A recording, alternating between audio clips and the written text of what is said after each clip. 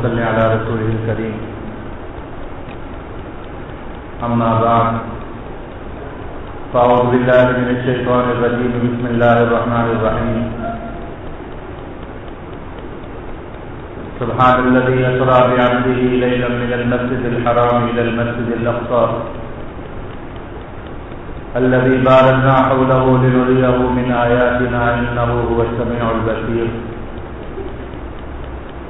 وقال تعالى والنجم إذا هوى ما ضل صاحبكم وما غوى وما ينطق عن الهوى إن هو إلا وحي يوحى علمه شديد القوى ذو مرة فاستوى وهو بالأفق الأعلى ثم دنا فتدلى فكان قاب قوسين أو أدنى فأوحى إلى عبده ما أوحى ما كذب الفؤاد ما رأى صدق الله العظيم.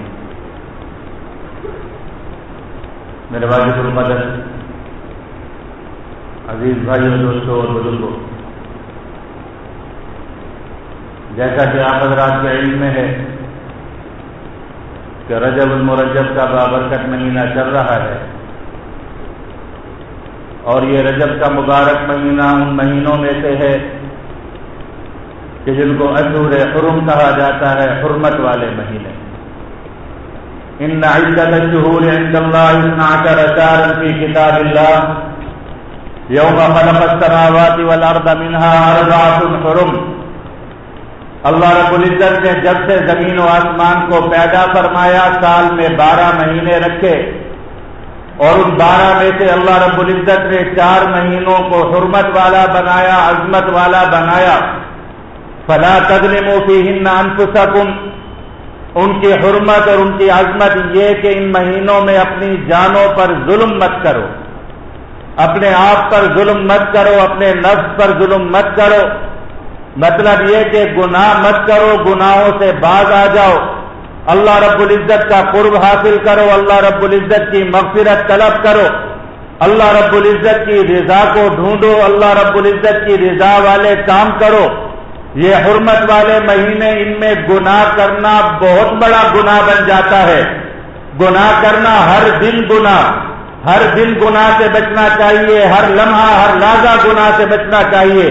لیکن حرمت والے مہینوں میں گناہ سے بہت زیادہ بچنا چاہیے، اس لیے کہ ان مہینوں کی حرمت کی وجہ سے گناہ بھی بدترین گناہ بن جاتا ہے.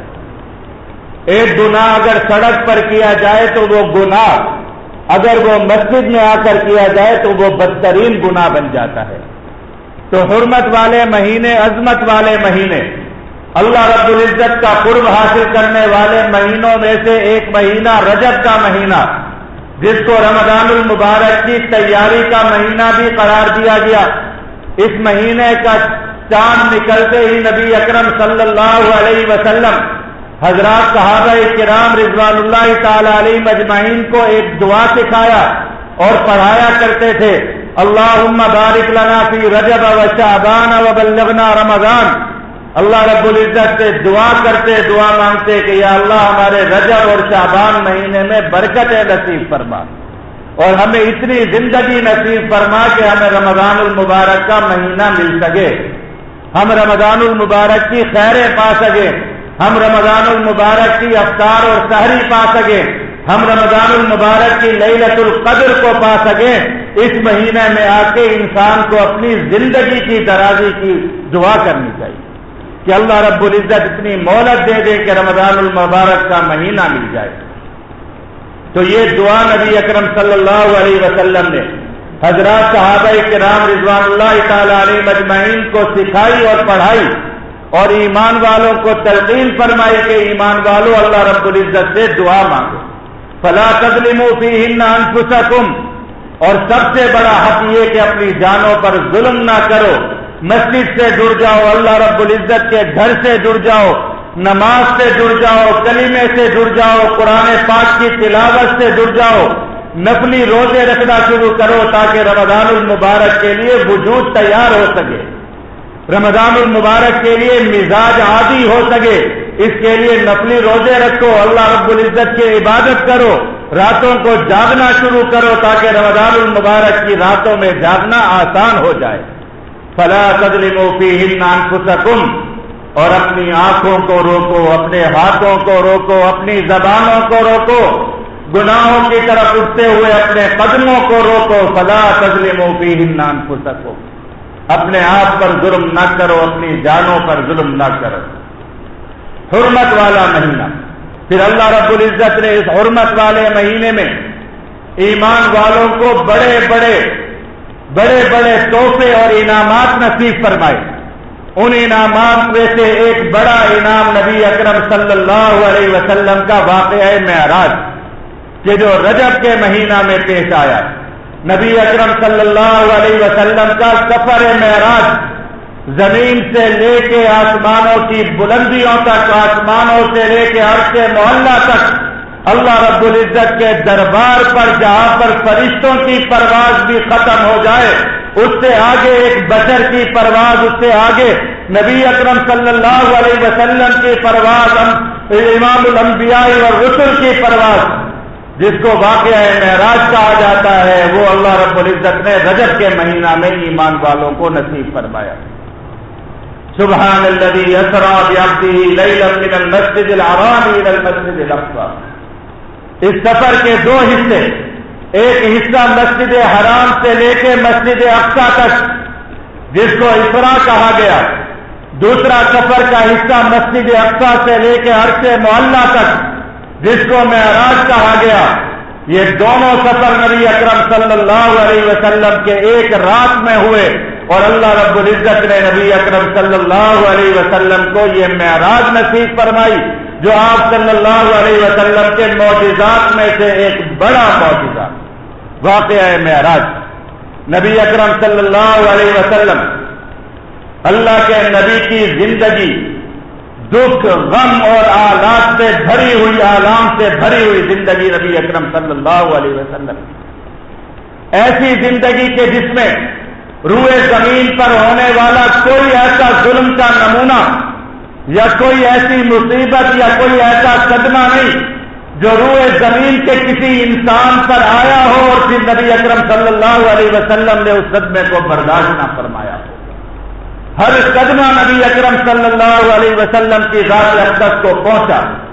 وہ پیارے آقا مدنی صلی اللہ علیہ وسلم، اللہ اکبر کبیرہ، ارے جن کے لیے اللہ رب العزت نے آسمانوں کو بنایا، یہ چمکتا چمکتا سورج جن کے لیے بنایا گیا، یہ رات کے تارے، یہ چاند کی چاندنی، یہ زمین کی وسعتیں، یہ درختوں کی ہوا، یہ پتے، یہ سب کچھ جن کے لیے بنایا اور سنوارا گیا، وہ اسی زمین پر ستائے گئے، مارے گئے، دکھ دیے گئے، ایسے ایسے دکھ کے جس کا کوئی تصور نہیں کر سکتا۔ کوئی روئے زمین کا شخص یہ کہے کہ مجھے زمین پر یہ صدمہ پہنچا، وہ صدمہ پیارے آقا مدنی صلی اللہ علیہ وسلم کی زندگی میں آیا ان پر۔ اگر کسی کو گالیاں دی جاتی ہیں تو پیارے آقا مدنی صلی اللہ علیہ وسلم کو مکہ المکرمہ کی گلیوں میں گالیاں دی گئی۔ اگر کسی پر پتھر برسائے جاتے ہیں تو طائف کی گلیوں میں آپ پر پتھر برسائے گئے۔ اگر کسی پر غلاظتیں پھینکی جاتی ہیں تو آپ صلی اللہ علیہ وسلم پر سجدے کی حالت میں آ کر نجاستیں ڈالی گئی۔ اگر کسی کی اولاد کو مارا پیٹا جاتا ہے تو پیارے آقا مدنی صلی اللہ علیہ وسلم کے سامنے سیدہ حضرت فاطمہ الزہرا رضی اللہ تعالی عنہا سے منہ مبارک پر تماچے رسید کیے گئے۔ اگر کسی کی اولاد کو قتل کیا جاتا ہے تو پیارے آقا مدنی صلی اللہ علیہ وسلم کی پیاری بیٹی کو جانور سواری کے اوپر سے گرا دیا گیا، اسی زخم سے ان کا انتقال ہو گیا۔ اگر کسی کی بیٹیوں کو طلاق دے کر کسی والد کے دل کو دکھایا جاتا ہے تو کلمہ طیبہ لا الہ الا اللہ کی دعوت پر پیارے آقا مدنی صلی اللہ علیہ وسلم کی دو پیاری بیٹیوں کو طلاقیں دی گئی اور پیارے آقا کا دل دکھایا گیا۔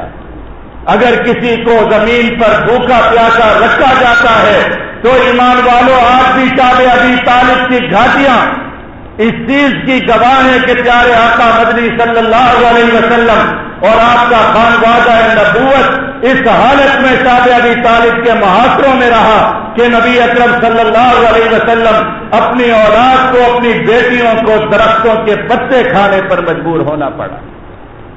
اگر کسی کو دنیا میں کوئی صدمہ دیا جاتا ہے وہ تمام صدمے نبی اکرم صلی اللہ علیہ وسلم کی زندگی میں آئے۔ آپ ستائے گئے، آپ کو ستایا گیا، آپ کو گالیاں دی گئی، آپ کو مکہ المکرمہ سے نکلنے پر مجبور کیا گیا، لیکن ہر صدمے میں، ہر تکلیف میں اللہ رب العزت نے دکھ اور درد کا ساتھ دینے والی بیوی دی، سیدنا حضرت خدیجۃ الکبریٰ رضی اللہ تعالی عنہا، پیارے آقا مدنی صلی اللہ علیہ وسلم کی ہم سفر، آپ صلی اللہ علیہ وسلم کی زوجہ مطہرہ، امت کی وہ والدہ محترمہ جن کو رب نے یہ مقام دیا کہ نبی اکرم صلی اللہ علیہ وسلم غار حرا کی بلندیوں پر اللہ رب العزت کو یاد کرنے کے لیے، اللہ رب العزت کو پکارنے کے لیے وحی کے انتظار میں جاتے ہیں، اور اما خدیجۃ الکبریٰ بڑھاپے کی عمر میں آپ صلی اللہ علیہ وسلم کے لیے کھانا، آپ صلی اللہ علیہ وسلم کے طعام کا بندوبست کر کے غار حرا کی بلندیاں چڑھ کے جاتی ہیں۔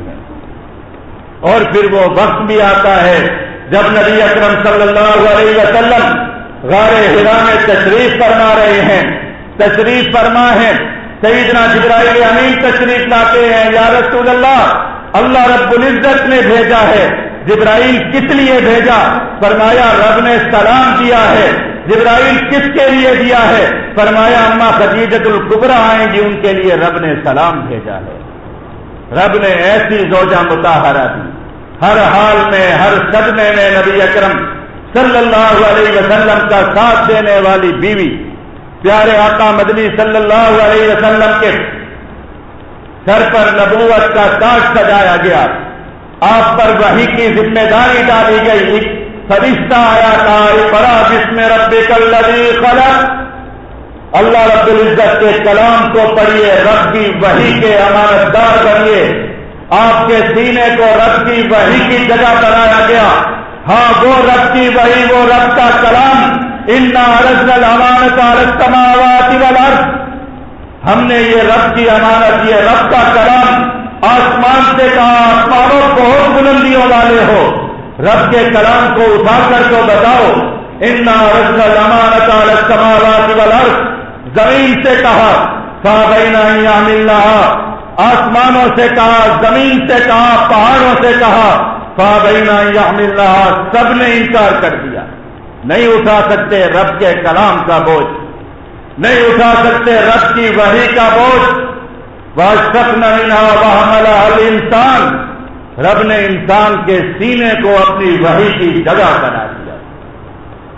اللہ رب العزت نے اپنی وحی کو محفوظ کرنے کا مقام انسان کے سینے کو بنایا اور زبان کو اس کی تلاوت کے لیے بنا دیا۔ نبی اکرم صلی اللہ علیہ وسلم پر وحی نازل ہوتی، آپ کے جسم پر کپکپی طاری ہے، آپ کے وجود مبارک پر بخار ہے، لرزہ طاری ہے۔ اس وقت نبوت کا ساتھ دینے والا زمین پر کوئی نہیں، کوئی فرد واحد نہیں ہے جو زمین پر ساتھ دینے والا ہو۔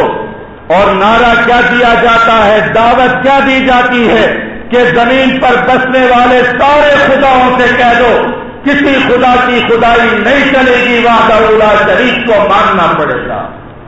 313 بتوں کو گرا کر ایک اللہ رب العزت کو ماننا پڑے گا۔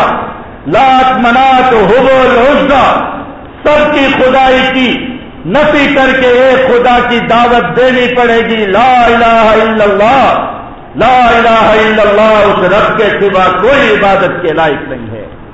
ایک رب کے سامنے ساری کی ساری کائنات کو لا کر کھڑا کرنا پڑے گا۔ اس چیز کی دعوت، اس چیز کی ذمہ داری دی گئی۔ روئے زمین پر کوئی اس دعوت کو ماننے والا موجود نہیں ہے۔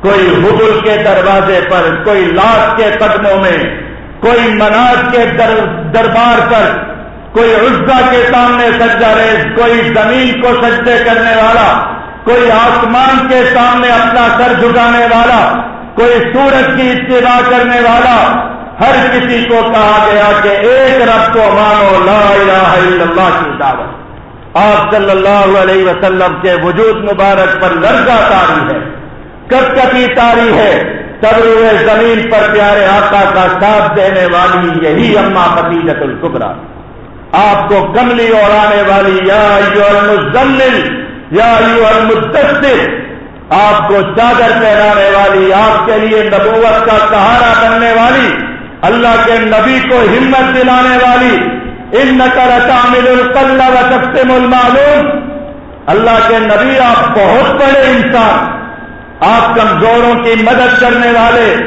آپ ناداروں میں تقسیم کرنے والے، آپ بوجھل لوگوں کا وزن اٹھانے والے، آپ یتیموں کی کفالت کرنے والے، آپ غریبوں میں بانٹنے والے، آپ لوگوں کی خدمت کرنے والے، کوئی آپ کو نہیں مٹا سکتا، کوئی آپ کو ختم نہیں کر سکتا، کوئی آپ کی دعوت کو نہیں جھٹلا سکتا، آپ ختم ہو جائیے اور کہہ دیجئے لوگوں سے کہ ایک رب کو مان لو، قولوا لا الہ الا اللہ، ایک رب کو مان لو، ایک رب کا کلمہ پڑھنے والے بن جاؤ۔ ایک بیوی کھڑی ہے، ایک عورت آ کر ایک کمزور سی مخلوق نبوت کا سہارا بنتی ہے، اور پھر وہ سہارا بنتی چلی گئی، ہر دکھ میں ساتھ دینے والی، ہر درد میں ساتھ دینے والی، ہر تکلیف میں ساتھ دینے والی۔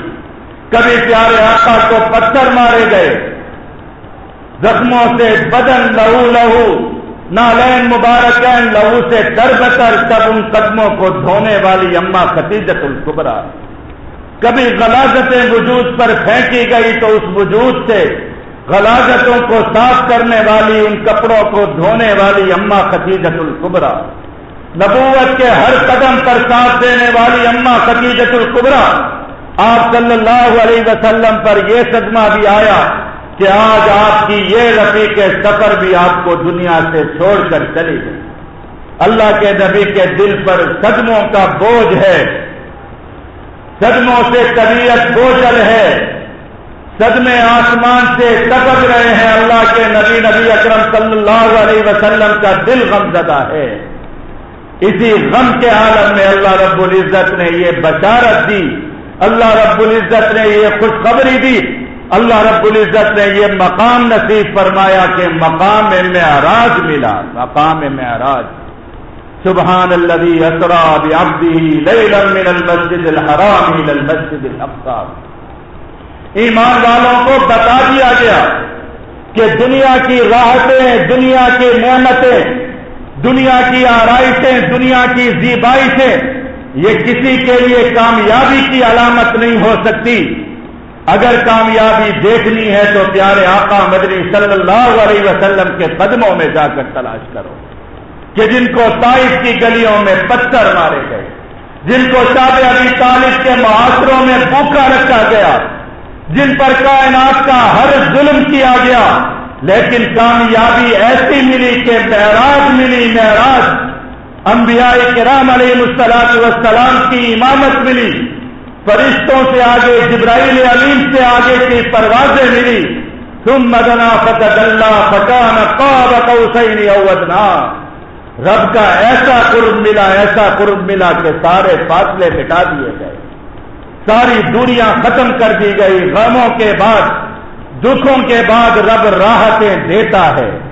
ان مع العسر یسرا، ان مع العسر یسرا۔ قرآن پاک کو اٹھا کر دیکھو، قرآن پاک یہی بتلاتا ہے ایمان والو، دکھوں سے غموں سے تنگ آ کر رب کو نہ بھول جایا کرو۔ یہ تکلیفیں، یہ غم، یہ دکھ تمہیں اپنے رب کے اور زیادہ قریب کر دیتی ہے۔ تمہارے وجود پر بخار آتا ہے، تمہارا وجود تپش سے تپتا ہے، رب کا قرب تمہیں ملتا ہے۔ تمہیں وجود پر چوٹیں لگتی ہیں، درد آتا ہے، تمہیں رب کا قرب ملتا ہے۔ تمہیں زمین پر فقر و فاقہ آتا ہے، صبر کرو، تمہیں رب کا قرب ملتا ہے۔ زمین کا ہر دکھ انسان کو اس کے رب کے قریب لے جانے والا ہوتا ہے۔ دیکھنا ہے تو دیکھو نبی اکرم صلی اللہ علیہ وسلم کی زندگی کو۔ اذا اشتدت بک البلوى ففکر فی علم نشرا فعسر بین یسرین اذا فکرته ففرا۔ اے ایمان والے، جب تیرے دل پر غموں کے پہاڑ ٹوٹے، ایک کے بعد تجھے دوسری تکلیف آئے، تو ذرا تو سورۃ الم نشرح کو دیکھا کر کہ اللہ رب العزت نے ہر غم کے ساتھ دو دکھ، ہر دکھ کے ساتھ اللہ رب العزت نے دو خوشیاں رکھی ہیں۔ اس دکھ سے پہلے بھی خوشی، اس غم کے بعد بھی خوشی۔ اللہ رب العزت دکھوں کو ختم فرما کے خوشیاں دیتے ہیں، رب کا قرب ملتا ہے۔ نبی اکرم صلی اللہ علیہ وسلم دکھ ملے، غم ملے، غموں کے پہاڑ ٹوٹے، اور پھر یہ صدمہ کہ دکھ اور درد بانٹنے والا ساتھی بھی چلا گیا، دنیا سے رخصت ہو گئی اماں خدیجۃ الکبریٰ۔ اللہ رب العزت نے پھر فرمایا کہ اب بندے اتنا تو قریب آ گیا کہ اب آجا، فاصلے ختم کر دیے گئے۔ سبحان الذی اسری بعبدہ لیلا من المسجد الحرام الى المسجد الاقصى الذي باركنا حوله لنريه من آياتنا انه هو السميع البصير۔ واقعہ معراج، نبی اکرم صلی اللہ علیہ وسلم کے سفر معراج کا پہلا حصہ، مسجد حرام سے مسجد اقصی کا سفر۔ نبی اکرم صلی اللہ علیہ وسلم سیدہ حضرت ام ہانی رضی اللہ تعالیٰ عنہ کے گھر میں تشریف فرما ہے، فرشتے آسمانوں سے آتے ہیں، نبی اکرم صلی اللہ علیہ وسلم کو آ کر لے جاتے ہیں، مسجد حرام میں لے گئے، حتیم میں لے گئے، حتیم کے مقام پر لٹا کر پیارے آقا کا شق صدر کیا گیا، آپ کے سینہ مبارک کو چیرا گیا، صاف کیا گیا۔ آپ کی زندگی کا یہ دوسرا شق صدر۔ ایک بار جب آپ کو بچپن میں آپ کا شق صدر کیا گیا، آپ کا سینہ مبارک چیر کر آپ کے دل مبارک کو انوارات سے دھویا گیا، اس کو منور کیا گیا، اور دوسری مرتبہ واقعہ معراج سے پہلے آپ صلی اللہ علیہ وسلم کا سینہ اقدس صاف فرما کے آپ کے دل مبارک کو آب زمزم سے دھو کر واپس رکھا گیا۔ سفر کی تیاری ہو گئی، براق کو لایا گیا، نبی اکرم صلی اللہ علیہ وسلم براق پر سوار، براق لڑکنے لگا، کانپنے لگا، کچھ تیزی دکھانے لگا۔ سیدنا جبرائیل امین نے فرمایا براق تھم جا، تجھ پر خاتم الانبیاء والرسل امام الانبیاء محمد الرسول اللہ صلی اللہ علیہ وسلم مقصود کائنات جس پر سوار ہیں۔ براق تھم گیا، ایسی سواری کہ جو گھوڑے سے چھوٹی اور حمار سے کچھ بڑی سواری، آپ صلی اللہ علیہ وسلم اس پر سوار ہیں، حکم ہوتا ہے سفر شروع ہو۔ سبحان الذی اسری بعبدہ لیلا من المسجد الحرام الى المسجد الاقصی۔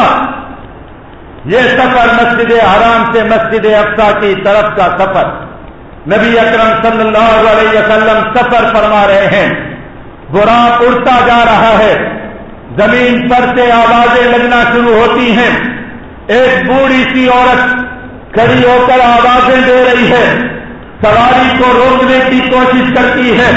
نبی اکرم صلی اللہ علیہ وسلم نے حضرت جبرائیل امین سے پوچھا، جبرائیل یہ کیا چیز ہے جو میرے راستے کی رکاوٹ بنتی ہے، جو مجھے روکنے کی کوشش کرتی ہے؟ اللہ کے نبی یہ دنیا ہے، بوڑھی عورت کی شکل میں لائی گئی بتلانے کے لیے کہ اس کی عمر ختم ہو گئی، یہ اپنی فنا کو پہنچنے والی ہے، اپنے خاتمے کو پہنچنے والی ہے، اپنی زندگی کا اکثر حصہ یہ گزار چکی ہے، آپ کا وقت قرب قیامت کا وقت ہے، قیامت قریب آنے والی ہے۔ ہاں پیارے آقا مدنی صلی اللہ علیہ وسلم کا دور، آپ کی زندگی، آپ کی آمد یہ قرب قیامت کا دور ہے۔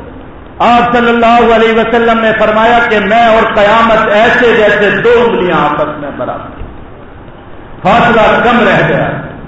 دنیا اپنی زندگی طبی عمر گزارتی گزارتی اپنے خاتمے کو، اپنے اختتام کو پہنچنے والی ہے، ختم ہونے والی ہے، لیکن باز نہیں آتی۔ اللہ رب العزت کی طرف جو بھی نکلے گا، جو اللہ کے راستے میں نکلے گا، جو اللہ رب العزت کے قرب کے راستے پہ نکلے گا، جو رب کی فرما برداری کے راستے سے نکلے گا، اس کے پاؤں کی بیڑیاں یہ بنے گی، اس کے پاؤں کی زنجیر بن کے اس کو اپنی طرف کھینچنے کی کوشش کرے گی۔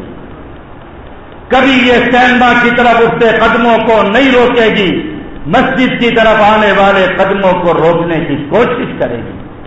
کبھی یہ راہزنوں کے ڈاکوؤں کے قدموں کی زنجیر نہیں بنے گی، لیکن اللہ رب العزت کے دین کے لیے چلنے والوں کے راستے کی یہ رکاوٹ بنے گی، بلائے گی، چمک دمک سے بلائے گی، زیب و زینت سے بلائے گی، آرائش اور نمائش سے بلائے گی، زیبائش کر کے دکھائے گی، میک اپ کر کے بلائے گی، ہر قسم کی لالچیں دے کے بلائے گی۔ رب کے قرب کی طرف، رب کی طرف جانے والے ہر راستے میں یہ رکاوٹ بنے گی۔ نبی اکرم صلی اللہ علیہ وسلم معراج کی طرف جا رہے ہیں، انسانیت کو معراج مل رہی ہے، تاریخ انسانیت عرش معلیٰ تک پہنچنے والی ہے، انسان کو آج وہ مقام ملنے والا ہے کہ جس کے لیے ایک مٹی کے پتلے کو رب نے آسمانوں کے فرشتوں سے سجدہ کرایا تھا، آج انسان اپنی اس عظمت کو پہنچنے والا ہے تو دنیا راستے کی رکاوٹ بنتی ہے، دنیا روکنے کی کوشش کرتی ہے، دنیا اپنی طرف بلاتی ہے۔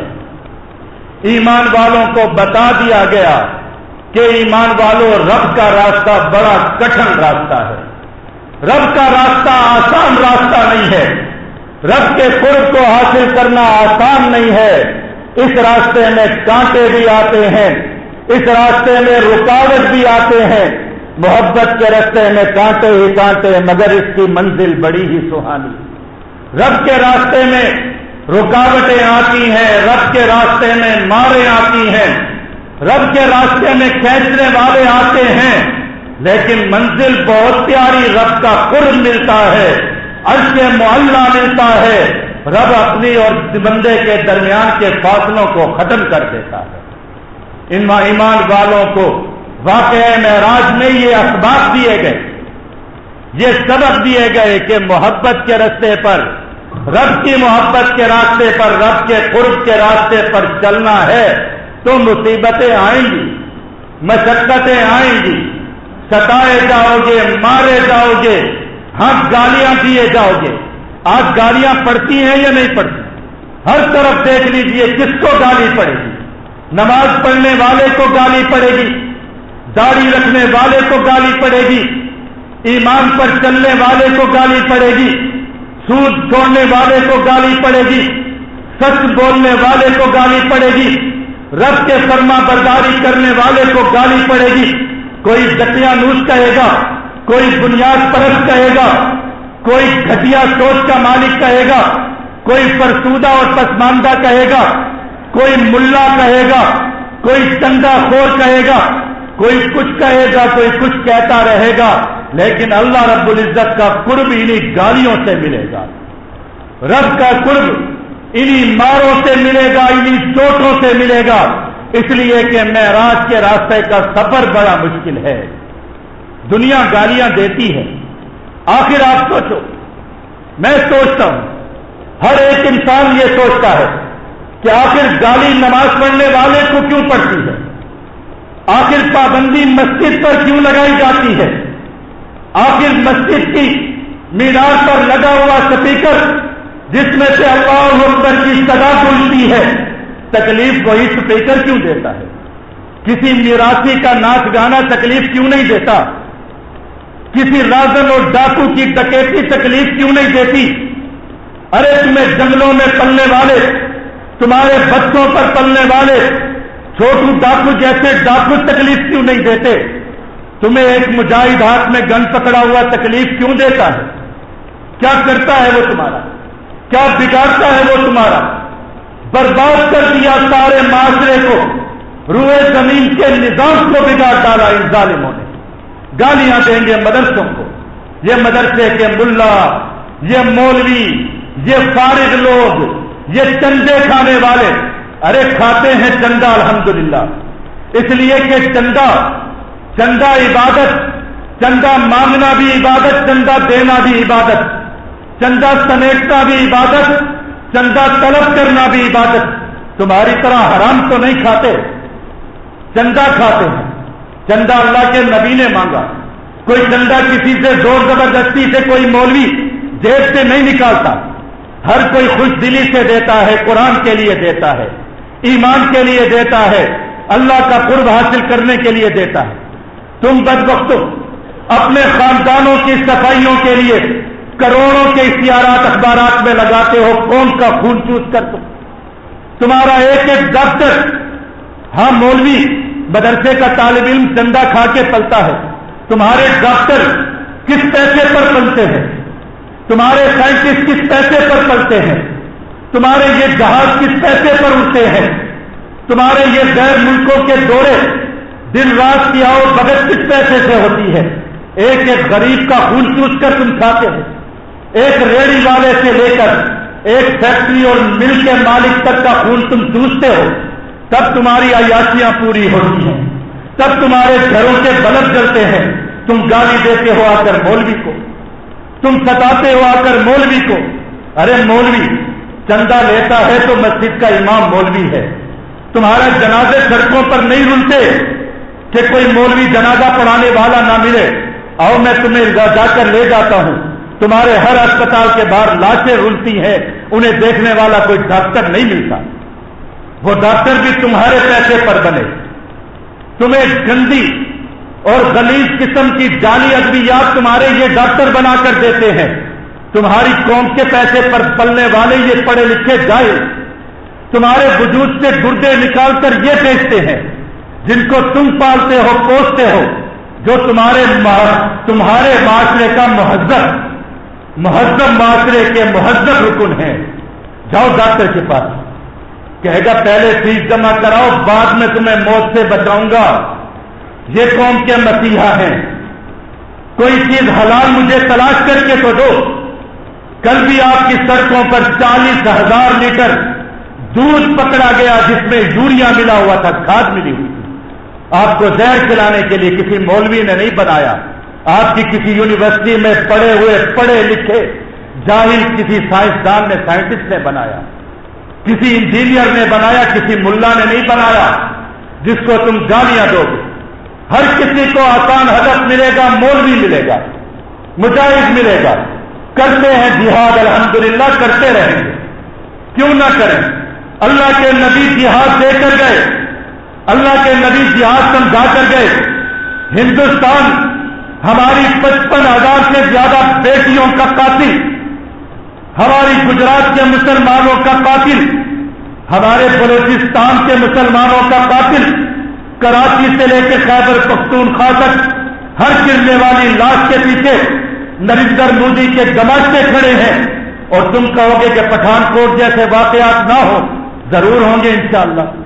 اور گرفتاریاں کرو اور مارو اور پیٹو، لیکن یاد رکھو اگر ہندوستان مسجدوں پر پابندی کی بات کرے گا، اذانوں پر پابندی کی بات کرے گا، گجرات کے مسلمانوں کا قتل عام کرے گا، کشمیر کا فیصلہ نہیں کرے گا، پٹھان کوٹ جیسے سینکڑوں واقعات دیکھنے پڑیں گے انشاءاللہ۔ کوئی نہیں روک سکتا۔ پتہ نہیں کہاں سے آ جاتے ہیں، یہ کھاتے پاکستان کا ہے، کھاتے مسلمانوں کا ہے، رب کو مانتے ہیں، لا الہ الا اللہ کلمہ پڑھنے والے، لیکن ان کی دشمنیاں ایمان کے ساتھ، مسلمانوں کے ساتھ۔ ارے ان کو نظر نہیں آتا، ایک لفظ نہیں نکلا۔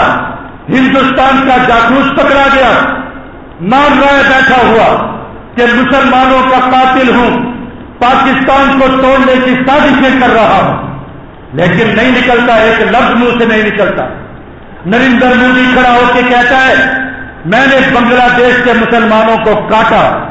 ارے وہ کروڑوں مسلمان تھے، کروڑوں مسلمان، ایمان والے مسلمان، سفید ریش مسلمان، کلمہ پڑھنے والی بچیاں مسلمان، جن کی آج ڈھاکہ میں منڈیاں لگتی ہیں کہ آؤ خریدو 10,000 میں عائشہ کو، آؤ خریدو 15,000 میں فاطمہ کو، نعوذ باللہ من ذالک۔ یہ حال کیا مسلمانوں کا، اور اس حکمران کے لیے ہمارے حکمران پیچھے چلے جاتے ہیں کہ تمہیں پکڑ کر دیں گے مولانا مسعود اظہر کو، تمہیں پکڑ کر دیں گے مجاہدین کو، تمہیں فلاں کریں گے۔ آتے ہیں بیٹھے ہوں گے یہاں پہ کئی جو نکلتے ہیں مدرسوں میں آ کر، مسجدوں میں آ کے تلاشیاں لیتے ہیں، اور ظالموں تم نے ہمت ہے جاؤ جاؤ وکٹوریا ہسپتال پہ چھاپے مارو، جاؤ تم یونیورسٹیوں میں جا کے چھاپے مارو، انسانوں کے وجود سے گردے نکال کے بیچنے والے ڈاکو تمہیں وہاں ملیں گے، مدرسے میں تمہیں کوئی ڈاکو نہیں ملے گا۔ آتے ہیں آ کر ٹوپیاں اتار کے دیکھیں گے، طالب علموں کی دستاریں اتار کے دیکھیں گے، ایک ایک طالب علم کو الٹا لٹا کے تلاشیاں لیں گے۔ پتہ ہے مسکین سا طالب علم ہے، غریب سا مولوی ہے، ایک چھوٹو ڈاکو ان کے قابو میں نہیں آیا، خدا کی قسم مار مار کے کتے کی طرح ان کو بھگایا اس نے۔ ایک ڈاکو، ایک چھوٹا سا ڈاکو، وہ بھی کہاں چلے گئے یہ سورما سارے؟ کہاں چلی گئی ان کی ہمتیں جو ہر مدرسے کی دیواریں، ہر مسجد کی دیوار پھلانگنے کے لیے بیٹھے ہیں، ہر داڑھی والے چہرے کے منہ پر ہاتھ ڈالنے کے لیے بیٹھے ہیں؟ یہ لوگ کہاں چلے گئے تھے یہ اس چھوٹو ڈاکو کے آگے دم دبا کے بھاگنے والے؟ اس لیے کہ ان کو پتا ہے مدرسے کی چٹائی، مسجد کا مصلح انسانیت کی تاریخ بتاتا ہے، اور انسانیت کی تاریخ یہ ہے وَاتْلُ عَلَيْهِمْ نَبَأَ ابْنَيْ آدَمَ بِالْحَقِّ إِذْ قَرَّبَا قُرْبَانًا فَتُقُبِّلَ مِنْ أَحَدِهِمَا وَلَمْ يُتَقَبَّلْ مِنَ الْآخَرِ قَالَ لَأَقْتُلَنَّكَ قَالَ إِنَّمَا يَتَقَبَّلُ اللَّهُ مِنَ الْمُتَّقِينَ۔ انسانیت کی تاریخ بتاتا ہے قرآن کہ آدم کے دو بیٹے، انہی کی نسل روئے زمین پر چلی، ایک بیٹا ظالم دوسرا مظلوم، ایک بیٹا رب کا فرمانبردار دوسرا رب کا نافرمان، ایک بیٹا قاتل دوسرا مقتول، ظالم ظلم کرنے والا، بدکاری کرنے والا، بے حیائی کرنے والا نیک سے کہتا ہے لَأَقْتُلَنَّكَ، میں تجھے قتل کر دوں گا۔ اللہ کو ماننے والا کہتا ہے لئن بسطت الی یدک لتقتلنی ما انا بباسط یدی الیک لیقتلک، ہاں تو مجھے قتل کرنے کے لیے ہاتھ بڑھائے گا، تو مجھے قتل کرنے کے لیے اپنی تلوار اٹھائے گا، میں تجھے قتل نہیں کروں گا، میں تیرے ہاتھ کو نہیں روکوں گا۔ انی اخاف اللہ رب العالمین، میں رب العالمین سے ڈرتا ہوں، اس کا خوف رکھتا ہوں۔ انی اريد ان تبوء باسمی واسمک فتکون من اصحاب النار، میں رب سے دعا کرتا ہوں میں مظلوم بن کے قتل کر دیا جاؤں گا، جنت میں جاؤں گا، تو ظالم بن کے قاتل بنے گا، تیری نسل بھی قاتل بنے گی، قیامت تک کا ہر قتل تیرے ہاتھوں پر ہوگا، اور ہر مقتول کا مظلومیت میرے نام اعمال میں لکھی جائے گی۔ ایمان والوں، نسل وہاں سے چلی، قاتلوں کی اور مقتولوں کی۔ ان غاصبوں کو پتہ ہے، نواز شریف کو پتہ ہے مسجد کی چٹائی پر بیٹھنے والا حابیل کی اولاد نہیں، حابیل کی اولاد ہے، قابیل کی اولاد نہیں ہے، وہ ہاتھ نہیں اٹھائے گا۔ یہ پولیس والوں کو پتہ ہے کسی مدرسے میں جائیں گے تو مولوی آگے سے ہاتھ نہیں اٹھائے گا، چھوٹو آگے سے گولی چلاتا ہے تو بھاگتے ہو، مولوی آگے سے قرآن سناتا ہے تو منہ پہ تماچے لگاتے ہو۔ تاریخ چلی آ رہی ہے، لیکن یاد رکھو رب نے تم سے ہاتھوں کو روکا ہے، اسی رب نے مشرکوں کو قتل کرنے کا حکم دیا ہے۔ مودی کو نواز شریف نہیں بچا سکتا، نواز شریف مودی کو بچاتے بچاتے اپنے انجام کو پہنچ جائے گا انشاءاللہ۔ قاتل انسان، مسلمانوں کا قاتل۔ ارے کل کے اخبارات میں خدا کی قسم دیکھ کے آنکھیں لہو روتی ہیں آنکھیں کہ اتنے بڑے بڑے اشتہارات اپنے خاندان کی مظلومیت، اپنے خاندان کی صفائی دینے کے لیے کروڑوں کے اخبارات، اشتہارات، اور انہی اشتہارات کے اوپر خبر کیا لگی ہوئی ہے؟ لیا کے ایک ہسپتال میں ایک بستی کے اندر زہر کھا کر، زہریلی مٹھائی کھانے سے 52 سے زیادہ لوگ مارے گئے۔ ارے مر گئے، او انسان، او اللہ کے بندے، تو یہ کروڑوں روپے کا کوئی ہسپتال بناتا، کوئی لاکھ روپے کی مشین رکھ دیتا کہ جس سے ان زہر کھانے والوں کے معدے صاف ہو جاتے، وہ بچ جاتے، لیکن نہیں ملے گا ان حکمرانوں کو۔ کسی بھوکے کے منہ میں لقمہ کھلانے کی توفیق نہیں ملے گی ان ظالموں کو۔ یہ لیا میں قتل ہونے والے قتل ہیں، آگے قتل ہے، یہ مرنے والے لوگ، اور یہ قاتل ہیں، یہ قاتل ہیں۔ انہوں نے ایمان والوں کو قتل کیا، انہوں نے مسلمانوں کو ستایا۔ آج ہر دل سے یہ دعا نکلتی ہے ربی لا تذر علی الارض من الکافرین دیارا انک ان تذرهم یضلوا عبادک ولا یلدوا الا فاجرا کفارا. یہ مولویوں کو مسجدوں کو رسوا کرنے والے، اللہ کی قسم کھا کے کہتا ہوں، خدا کی قسم کھا کے دل دکھتا ہے ان ظالموں پر. جرم تو ہم نے بھی کیا کہ ہمارے ووٹوں سے یہ حکمران بنے، رب ہمیں معاف کرے، ہم یہ ظلم کرنے والے. نریندر مودی نے کہا میں ہندوستان کی مسجدوں پر آذان کی پابندی لگاؤں گا. ہم نے کہا نہیں لگنے دیں گے انشاءاللہ پابندی.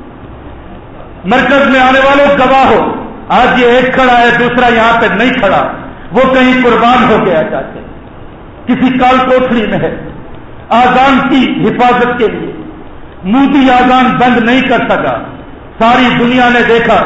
آج سے کچھ دن قبل مودی بیٹھا تھا، مسجد سے آذان ہونے لگی، اس کی آواز بند ہو گئی، تقریر بند کر دی.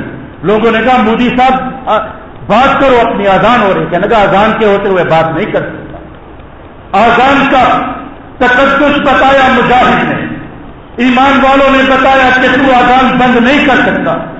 تم مسجد میں آذان بند کرنے کی بات کرے گا، ہم تیرے پٹھان کوٹ میں آ کر آذانیں دیں گے، تو کہاں سے روکے گا؟ نہیں روک سکا. لیکن اس نواز شریف نے، اس شہباز شریف نے، انہوں نے آذانوں پر پابندی لگائی. پٹھان کوٹ کے واقعے کے بعد سیالکوٹ کی کئی مسجدوں پر تالے لگائے جن پر آذان بند کر دی. کیا جواب دیں گے یہ رب کو؟ کیا جواب دیں گے یہ رب کو؟ مارو پکڑو. آج کے بیان کے بعد پھر پابندی لگانا، پکڑ کے لے جانا. لیکن جب آواز کھلے گی، جب زبان کھلے گی، کہیں گے اللہ اکبر اللہ اکبر اللہ اکبر اللہ اکبر. کوئی نہیں روک سکتا آذان کو، کوئی نہیں روک سکتا جہاد کو. ایمان والو، یہی نبی اکرم صلی اللہ علیہ وسلم کا سفر معراج، یہی معراج کے سبب سے ملنے والے درس. اللہ رب العزت ہم سب کو عمل کی توفیق عطا فرمائے. واخر دعوانا الحمدللہ رب العالمین.